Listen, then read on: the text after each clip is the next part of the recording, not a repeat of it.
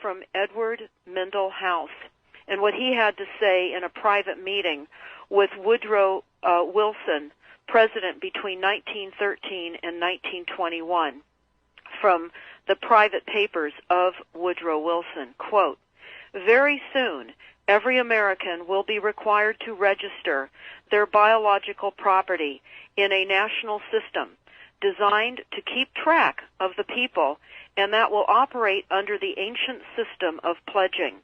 By such methodology, we can compel people to submit to our agenda, which will affect our security as chargeback for our fiat paper currency. Every American will be forced to register or suffer not being able to work and earn a living.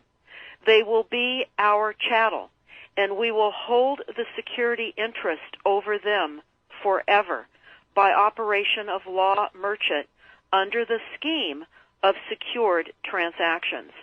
Americans, by unknowingly or unwittingly delivered the bills of lading to us, will be rendered bankrupt and insolvent, forever to remain economic slaves through taxation secured by their pledges.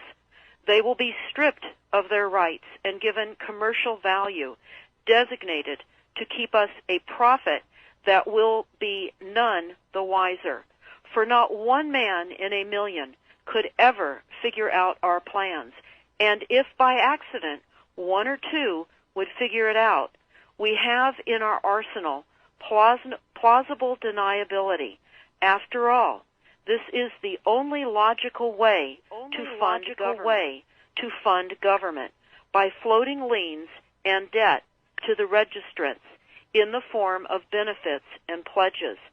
This will inevitably reap us huge profits beyond our wildest of expectations and leave every American a contributor to this fraud, which we will call social insurance.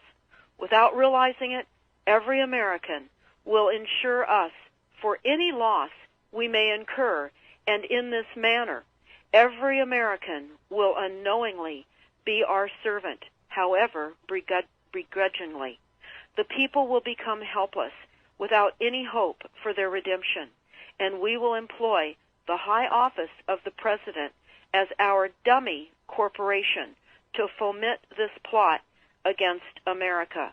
Having established plausible deniability, even if people become enlightened that they had a remedy and pursued it, the attorneys, judges, and legislators could claim that they did not understand the people's claims, especially if the technical requirements for achieving it were not followed pursuant to statutory requirements.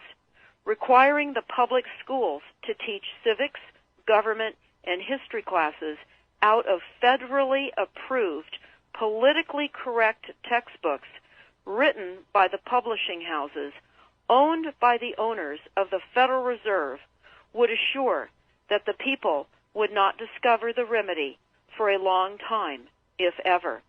I would recommend that everyone read Fruit from a Poisonous Tree by Melvin Stamper, M-E-L-V-I-N, Stamper, S-T-A-M-P-E-R.